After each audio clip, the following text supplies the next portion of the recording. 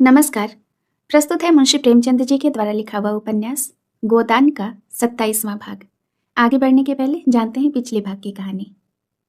Mister Khanna ने अपनी पत्नी गोविंदी को व्यायामशाला के शिलान्यास से अपना नाम हटाने का इनकारी खत लिखने को कह डाला। गोविंदी मन मार के रह गई, उसका सारा उत्साह जाता रहा। इधर मिस मालती मिस्टर खन्ना को आकर चंदा न देने के लिए खूब खरी खोटी सुनाती है। अपने रूप और व्यवहार का जाल फेंक कर वह उनसे 1000 रुपये चंदा वसूल कर लेती है। इधर होरी का परिवार गोबर के बिना जीना सीख लेता है। सभी अपनी अपनी जिंदगी सामान्य रूप से जी रहे हैं। दाता दीन झिंगुरी सिंह से कहते हैं कि सरकार महाजनों से सूद का दर घटाने को कह रही है। झिंगुरी सिंह कहते हैं कि लोगों को रुपए की जरूरत होगी तो वो किसी भी दर पर रुपए लेंगे, इससे उन्हें कोई फर्क नहीं पड़ता। दाता दीन का बेटा माता दीन एक चमारिन सिलिया को अपने घर लाकर रखा हुआ था और उससे खेतों में खूब काम भी लेता था।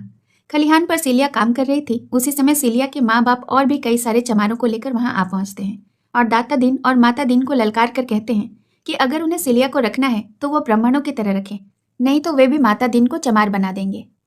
बात बढ़ जाती है और सारे चमार मिलकर माता दीन को पकड़कर उसके मुंह में जबरदस्ती हड्डी का टुकड़ा डाल देते हैं। झगड़े का बीच बचाव करने होरी आ जाता है। अब सुनते हैं आगे की कहानी। होरी ने कहा, अच्छा बहुत हुआ हरखू, भला चाहते हो तो यहां से चले जाओ। हरखू ने निडरता से उत्तर दिया, तुम्हारे घर में भी लड़कियां हैं होरी, में तो इतना समझ लो, इस गांव की मर्जाद बिगड़ने लगेगी तो किसी की आबरू न बचेगी। एक क्षण में शत्रु पर पूरी तरह विजय पाकर आक्रमणकारियों ने वहां से टल जाना ही उचित समझा। जनमत बदलते देर नहीं लगती, उससे बचे रहना ही अच्छा है। माता दीन कह कर रहा था। दाता दीन ने उसकी पीठ सहलाते हुए कहा, एक एक को 5-5 साल के लिए न भिजवाया ना तो कहना, 5-5 साल तक चक्की पिसवाऊंगा। हरकू ने हेकड़ी के साथ जवाब दिया, इसका यहाँ कोई गम नहीं, कौन तुम्हारी तरह बैठे मौज करते हैं, जहां काम करेंगे वहीं आधा पेट दाना मिल जाएगा। माता दिन कह कर चुकने के बाद निर्जीव सा जमीन पर लेट गया, मानो कमर टूट गई हो, मानो डूब मरने के लिए चुल्लू भर पानी खोज रहा हो। जिस मर्यादा के बल पर रसिकता, घमंड और पुरुषार्थ का ढिंडोरा पीटता था वह मिट चुका था। उस हड्डी के टुकड़े ने उसके मुंह को नहीं, उसकी आत्मा को भी अपवित्र कर दिया था। उसका धर्म इसी खान पान छूत विचार पर टिका हुआ था। आज उस धर्म की जड़ कट गई। अब वह लाख प्रायश्चित करे, लाख गोबर खाए और गंगा जल पिए, लाख दान पुण्य करे और तीर्थ करे, उसका मरा हुआ धर्म जी नहीं सकता। अगर अकेले की बात होती तो छिपा ली जाती, यहां तो सबके सामने उसका धर्म लूटा। अब उसका सिर हमेशा के लिए नीचा हो गया। आज से वह अपने ही घर में अछूत समझा जाएगा। उसकी स्नेहमयी माता भी उससे घृणा करेगी और संसार से धर्म का ऐसा लोप हो गया कि इतने आदमी केवल खड़े तमाशा देखते रहे, किसी ने चू तक न की।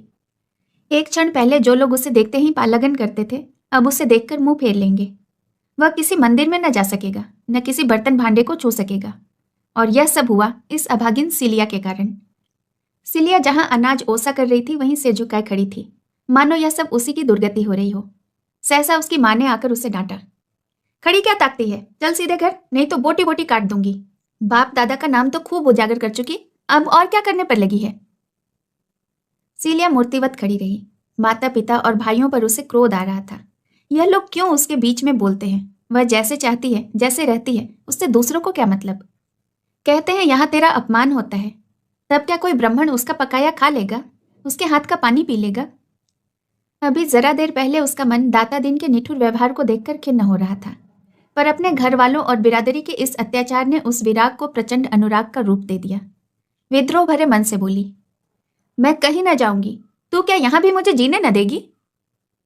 बुढ़िया कर्कश स्वर में बोली, तो तू न चलेगी? नहीं। चल सीधे से। नहीं जाती। तुरंत दोनों भाइयों ने उसके हाथ पकड़ लिए और उसे घसीटते हुए ले चले। सिलिया जमीन पर बैठ गई।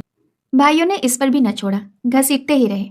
उसकी साड़ी फट गई, पीठ और कमर की खाल छिल गई, पर वह जाने पर राजी न हुई। तब हरकू ने लड़कों से कहा, अच्छा इसे छोड़ दे, समझ लेंगे हमारे लिए मर गई। अब मगर जो कभी द्वार पर आई ना तो तेरा लहू पी जाऊंगा। सिलिया जान पर खेल कर बोली, हाँ जब तुम्हारे द्वार पर जाऊं तब पी लेना। बुढ़िया ने क्रोध के उन्माद में सिलिया को कई लातें जमाई और हरकू ने अगर उसे हटा न दिया होता तो शायद उसके प्राण लेकर ही छोड़ती। बुढ़िया फिर झपटी तो हरकू ने उसे धक्का देकर पीछे हटाते हुए कहा, तू बड़ी हत्यारी है कलिया, क्या उसे मार ही डालेगी? सिलिया बाप के पैरों से लिपट कर बोली, मार डालो दादा, सब जने मिलकर मार डालो। हाय अम्मा, तुम इतनी निर्दयी हो, इसलिए दूध पिलाकर पाला था, सौर में ही क्यों ना गला घोट दिया। हाय, मेरे पीछे पंडित को भी तुमने भ्रष्ट कर दिया। उसका धर्म लेकर तुम्हें क्या मिला, अब तो वह भी मुझे न पूछेगा। लेकिन चाहे पूछे या न पूछे, रहूंगी तो उसी के साथ। वह मुझे चाहे भूखों मारे, चाहे मार ही डाले, पर उसका साथ न छोड़ूंगी। अपनी सासत करा के छोड़ दूं? मर जाऊंगी पर हरजाई ना बनूंगी। एक बार जिसने बाह पकड़ ली उसी की रहूंगी। कलिया ने होठ चबाकर कहा, जाने दो रांड को, समझते क्या है वो उसका निबाह करेगा। मगर आज ही मार कर भगा न दे तो मुंह न दिखाऊं। भाइयों को भी दया आ गई। सीलिया को वहीं छोड़कर सब के सब चले गए। तब वह धीरे से उठकर लड़खड़ाती कराहती खलिहान में आकर बैठ गई और आंचल में मुंह ढांपकर रोने लगी। दाता दीन ने जुलाहे का गुस्सा दाढ़ी पर उतारा। उन्हीं के साथ क्यों नहीं चली गई रे सीलिया? अब क्या करवाने पर लगी हुई है? मेरा सत्यानाश करा के पेट न भरा? सीलिया ने आंसू भरी आंखें ऊपर उठाई। उनमें तेज की झलक थी। उनके साथ क्यों जाऊं? जिसने बाह पकड़ी है उसी के साथ रहूंगी। पंडित जी ने धमकी दी, मेरे घर में पांव रखा तो लातों से बात करूंगा। सीलिया ने भी उद्दंडता से कहा, मुझे जहां रखोगे वहीं रहूंगी। पेड़ के तले रखो चाहे महल में रखो। माता दिन संज्ञाहीन सा बैठा था। दोपहर होने आ रहा था। धूप पत्तियों से छन छन कर उसके चेहरे पर पड़ रही थी। माथे से पसीना टपक रहा था, पर वह मौन निस्पंद बैठा हुआ था। सहसा जैसे उसने होश में आकर कहा, मेरे लिए अब क्या कहते हो दादा? दाता दिन ने उसके सिर पर हाथ रखकर ढांढस देते हुए कहा, तुम्हारे लिए अभी मैं क्या कहूं बेटा। चलकर नहाओ खाओ, फिर पंडितों की जैसी व्यवस्था होगी वैसा किया जाएगा। हाँ, एक बात है, सीलिया को त्यागना पड़ेगा। माता दिन ने सीलिया की ओर रक्त भरे नेत्रों से देखकर कहा, मैं अब उसका मुंह भी न देखूंगा। लेकिन प्रायश्चित हो जाने के बाद तो कोई दोष न रहेगा ना? प्रायश्चित हो जाने के बाद कोई दोष पाप नहीं रहता। तो आज ही पंडितों के पास जाओ। हाँ, आज ही जाऊंगा बेटा। लेकिन जो पंडित कहे कि इसका प्रायश्चित नहीं हो सकता तब? उनकी जैसी इच्छा। तो तुम मुझे घर से निकाल दोगे? दाता दिन ने पुत्र स्नेह से बेवल होकर कहा, ऐसा कहीं हो सकता है बेटा? धन जाए, धर्म जाए, लोक मर्जाद जाए, पर तुम्हें नहीं छोड़ सकता।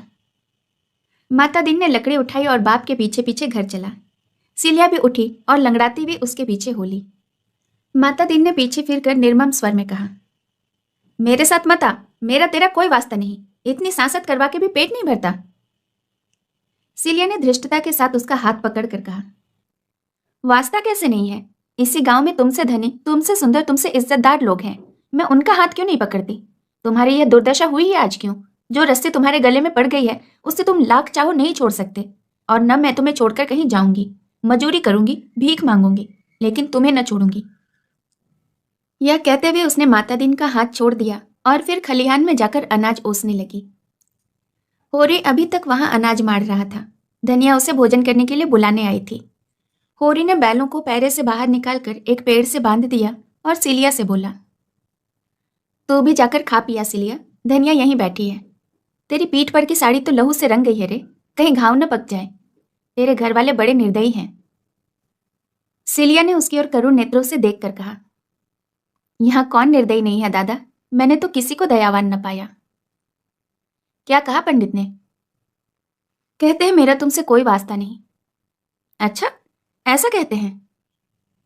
समझते होंगे इस तरह अपने मुंह की लाली रख लेंगे, लेकिन जिस बात को दुनिया जानती है उसे कैसे छिपा लेंगे? मेरी रोटियां भारी है ना, न दे।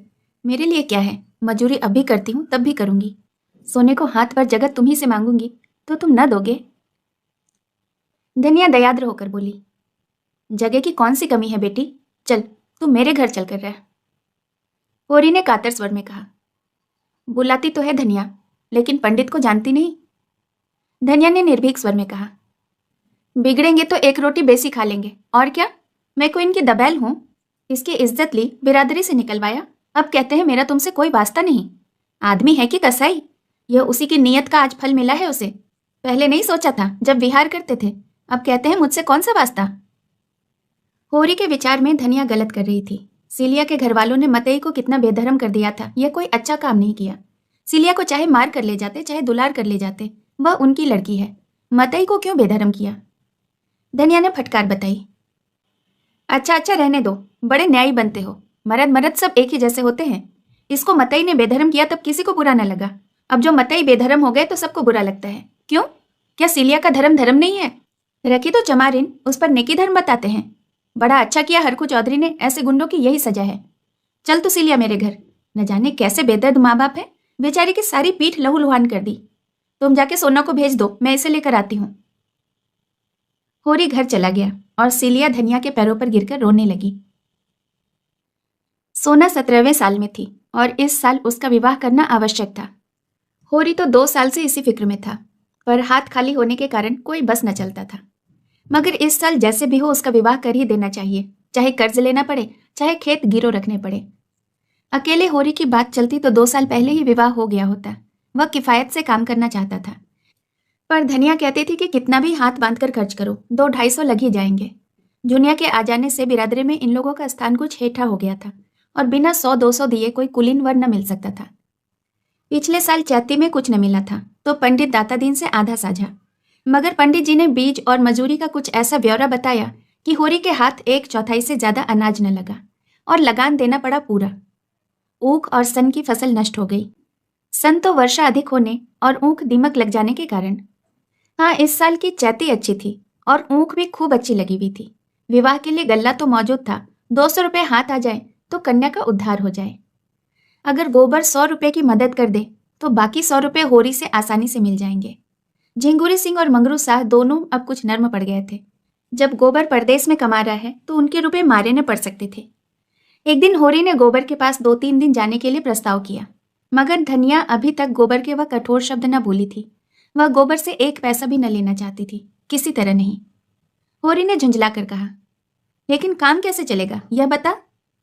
धनिया सिर हिलाकर बोली, मान लो गोबर परदेश न गया होता, तब तुम क्या करते? वही अब भी करो। होरी की जबान बंद हो गई। एक क्षण बाद बोला, मैं तो तुमसे पूछता हूं धनिया। धनिया ने जान बचाई, ये सोचना मर्दों का काम है। होरी के पास जवाब तैयार था। मान ले मैं न होता, तू अकेली ही रहती, तब तू क्या करती वह कर। धनिया ने तिरस्कार भरी आंखों से देखा। तब मैं कुश कन्या भी दे देती तो कोई हंसने वाला न था। कुश कन्या होरी भी दे सकता था, इसी में उसका मंगल था, लेकिन कुल मर्यादा कैसे छोड़ दे। उसकी बहनों के विवाह में 300-300 बाराती द्वार पर आए थे। दहेज भी अच्छा ही दिया गया था। नाच तमाशा बाजा गाना हाथी घोड़े सभी आए थे। आज भी बिरादरी में उसका नाम है। 10 गांव के आदमियों से उसका हेल मेल है। कुश कन्या देकर वह किसे मुंह दिखाएगा? इससे तो मर जाना अच्छा है। और वह क्यों कुश कन्या दे? पेड़ पालों है, जमीन है, थोड़ी सी साख भी है। अगर वह 1 बीघा भी बेच दे तो 100 मिल जाए। लेकिन किसान के लिए जमीन जान से भी प्यारी है, कुल मर्यादा से भी प्यारी है। और कुल 3 बीघे ही तो उसके पास हैं। अगर 1 बीघा बेच दे तो फिर खेती कैसे करेगा? कई दिन इसी हैस बैस में गुजरे। होरी कुछ फैसला न कर सका। दशहरे की छुट्टियों के दिन थे। जिंगूरी, पटेश्वरी और नोखेराम तीनों ही सज्जनों के लड़के छुट्टियों में घर आए थे। तीनों अंग्रेजी पढ़ते थे और यद्यपि तीनों 20-20 साल के हो गए थे, पर अभी तक यूनिवर्सिटी में जाने का नाम न लेते थे। एक क्लास में 2-2, 3-3 साल पड़े रहते। तीनों की शादियां हो चुकी थी। पटेश्वरी के सपूत बिंदेश्वरी तो एक पुत्र के पिता भी हो चुके थे। तीनों दिन भर ताश खेलते, भांग पीते और छैला बने घूमते। वे दिन में कई कई बार होरी के द्वार की ओर ताकते हुए निकलते और कुछ ऐसा संयोग था कि जिस वक्त वे निकलते उसी वक्त सोना भी किसी न किसी काम से द्वार पर आकर खड़ी होती। इन दिनों वह वही साड़ी पहनती थी जो गोबर उसके लिए लाया था। यह सब तमाशा देख देख कर होरी का खून सूखता जाता था, मानो उसकी खेती चौपट करने के लिए आकाश में ओले वाले पीले बादल उठ चले आते हों। एक दिन तीनों उसी कुएं पर नहाने जा पहुंचे जहां होरी ऊँख सींचने के लिए पुर चला रहा था। सोना मोट ले रही थी। होरी का खून आज भी खौला। उसी सांझ को वह दुलारी सहुआइन के पास गया। सोचा औरतों में दया होती है, शायद इसका दिल पसीज जाए और कम सूद पर रुपये दे दे। मगर दुलारी अपना ही रोना लेकर बैठ गई। गांव में ऐसा कोई घर न था जिस पर उसके कुछ रुपये न आते हों। यहां तक कि झिंगूरी सिंह पर भी उसके 20 रुपये आते थे, लेकिन कोई देने का नाम न लेता था। बेचारी रुपये कहाँ से लाए? होरी ने गिड़गिड़ा कर कहा, भाभी बड़ा पुण्य होगा, तुम रुपये न दोगी मेरे गले में फांसी खोल दोगी। झिंगुरी और पटेश्वरी मेरे खेत पर दांत लगाए हुए हैं। मैं सोचता हूँ बाप दादा की तो यही निशानी है, यह भी निकल गई तो कहाँ जाऊंगा। एक सपूत वह होता है जो घर की संपत्ति बढ़ाता है। मैं ऐसा कपूत हो जाऊं कि बाप दादा की कमाई पर झाड़ू फेर दूं। दुलारी ने कसम खाई, होरी मैं ठाकुर जी के चरण छूकर कहती हूँ, इस समय मेरे पास कुछ नहीं है। जिसने लिया वह देता ही नहीं, मैं क्या करूं? तुम कोई गैर तो नहीं हो, सोना भी मेरी ही लड़की है, लेकिन तुम ही बताओ मैं क्या करूं? तुम्हारा ही भाई हीरा है, बैल के लिए 50 रुपए लिए, उसका कहीं आता पता नहीं। उसकी घरवाली से मांगो तो लड़ने को तैयार। शोभा भी देखने में बड़ा सीधा साधा है, लेकिन पैसा देना नहीं जानता। और असल बात तो यह है कि किसी के पास है ही नहीं तो वो दे कहाँ से। सबकी दशा मैं देखती हूँ, इसी मारे सब्र कर जाती हूँ। लोग किसी तरह पेट पाल रहे हैं, और क्या। खेती बाड़ी बेचने की सलाह मैं ना दूंगी, नहीं कुछ नहीं तो मरजात तो है। फिर कन्फ्यूजियों में बोली, पटेश्वरी लाला का लौंडा तुम्हारे घर की ओर बहुत चक्कर लगाया करता है। तीनों का वही हाल है, इनसे चौकस रहना। ये तो शहरी हो गए हैं, गांव का भाईचारा ये क्या समझे। लड़के गांव में भी हैं, मगर उनमें कुछ लिहाज है, कुछ अदब है, कुछ डर है। ये सब तो छुट्टे सांड हैं। मेरी कौशल्या ससुराल से आई थी, मैंने सबों के रंग ढंग देखकर उसके ससुर को बुलाकर विदा कर दिया। कहाँ तक कोई पहरा दे। होरी को मुस्कुराते हुए देखकर उसने सरल ताड़ना के भाव से कहा, हंसोगे होरी तो मैं कुछ भी कह दूंगी। क्या तुम किसी से कम नटखट्टे? दिन में 2500 बार किसी न किसी बहाने मेरी दुकान पर आया करते थे, मगर मैंने कभी ताका तक नहीं। होरी ने मीठे प्रतिवाद के साथ कहा, ये तो तुम झूठ बोलती हो भाभी, बिना कुछ रस पाए कोई थोड़े ही आता था। चिड़िया एक बार परत जाती है तभी दूसरी बार आंगन में आती है। छल झूठे। आंखों से न ताकती रही, लेकिन तुम्हारा मन तो ताकता ही था, बल्कि बुलाता था। अच्छा रहने दो, बड़े आई अंतर्यामी बनके। तुम्हें बार बार मंडराते देखकर मुझे दया आ जाती थी, नहीं तुम कोई ऐसे बांके जवान भी न थे। हुसैनी 1 पैसे का नमक लेने आ गया और यह परिहास बंद हो गया। हुसैनी नमक लेकर चला गया तो दुलारी ने फिर कहा, गोबर के पास क्यों नहीं चले जाते? देखते भी आओगे और कुछ शायद मिल भी जाए। होरी निराश मन से बोला, वो कुछ न देगा। लड़के 4 पैसे कमाने लगते हैं तो उनकी आंखें फिर जाती है। मैं तो बेहयाई करने को तैयार था, लेकिन धनिया नहीं मानती। उसकी मर्जी के बिना चला जाऊं तो घर में रहना अपाड़ कर दे। उसका स्वभाव तो तुम जानती ही हो। दुलारी ने कटाक्ष करके कहा, तुम तो मेहरिया के जैसे गुलाम हो गए। तुमने पूछा नहीं तो क्या करता? मेरी गुलामी करने को कहते तो मैंने लिख दिया होता। सच तो अब से क्या बिगड़ा है, लिख दो। 200 में लिखता हूं, इन दामों महंगा नहीं हूं। तब धनिया से तो न बोलोगे? नहीं, कहो खाऊं कसम। और जो बोले तो मेरी जीभ काट लेना। अच्छा तो जाओ, घर ठीक ठाक करा दो, मैं रुपए दे दूंगी। होरी ने सजल नेत्रों से दुलारी के पांव पकड़ लिए। भावावेश से मुंह बंद हो गया। सवाइन ने पांव खींचकर कहा, अब यही शरारत मुझे अच्छी नहीं लगती। मैं साल भर के भीतर अपने रुपए सूद समेत कान पकड़कर लूंगी। तुम तो व्यवहार के ऐसे सच्चे नहीं हो, लेकिन धनिया पर मुझे विश्वास है। सुना पंडित तुमसे बहुत बिगड़े हुए हैं। कहते हैं इसे गांव से निकाल कर न छोड़ा तो ब्राह्मण नहीं। तुम सिलिया को निकाल बाहर क्यों नहीं करते? बैठे बिठाए झगड़ा मोल ले लिया। धनिया उसे रखे हुए है, मैं क्या करूं? सुना है पंडित काशी गए थे, वहां एक बड़ा नामी विद्वान है। वह 500 मांगता है तब जाके प्रायश्चित करवाएगा। भला पूछो ऐसा अंधेर कभी हुआ है? जब धर्म नष्ट हो गया तो 1 नहीं 50 प्रायश्चित करो, इससे क्या होता है? तुम्हारे हाथ का छुआ पानी तो कोई न पिएगा, चाहे जितना भी प्रायश्चित कर लो। होरी यहां से घर चला तो उसका दिल उछल रहा था। जीवन में ऐसा सुखद अनुभव उसे कभी न हुआ था। रास्ते में शोभा के घर गया, सगाई लेकर चलने के लिए न्योता दे आया। फिर दोनों दाता दीन के पास सगाई की शायद पूछने गए। वहां से आकर द्वार पर सगाई की तैयारियों की सलाह करने लगे। धनिया ने बाहर निकलकर कहा, पहर रात गई, अभी तक रोटी खाने की बेला नहीं आई। खाकर बैठो, गपड़ चौथ करने को तो सारी रात पड़ी है। होरी ने उसे भी परामर्श में शरीक होने का अनुरोध करते हुए कहा, इसी सहालग में लगन ठीक हुआ है। बता क्या क्या सामान चाहिए? मुझे तो कुछ भी नहीं मालूम। जब कुछ मालूम नहीं तो सलाह क्या करने बैठे हो? रुपए पैसे का डॉल भी कुछ हुआ है कि मन की मिठाई खा रहे हो? होरी ने गर्व से कहा, तुझे इससे क्या मतलब? तू बता दे क्या क्या सामान लेना होगा। मैं तो ऐसी मन की मिठाई नहीं खाती।